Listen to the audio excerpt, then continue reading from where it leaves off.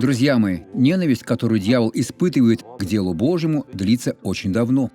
Во времена Асафа, практически дни Давида, Дому Божьему причинили зло. Написано так. Автор обращается к Богу. Псалом 73, стих 7. «Предали огню святилище Твое, совсем осквернили жилище имени Твоего». Видите, как серьезно?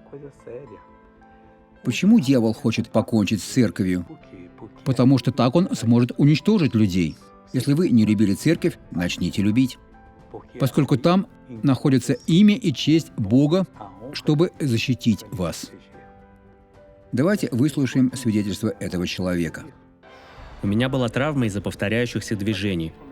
Уже 5 месяцев я не мог поднять правую руку. Я поднимал только до сюда. И при этом с болью. Да, с болью. Теперь вы свободны. Да, свободен, слава Какое Богу. прекрасное чудо. Теперь я хочу помолиться с вами, Отец. Я молюсь за всех тех, кто нуждается в Твоей помощи. Я прошу, чтобы Господь коснулся этих людей. Во имя Иисуса из Назарета злу запрещено касаться этого человека. Зло, уходи, убирайся и убери руки от дела Божьего. Во имя Иисуса.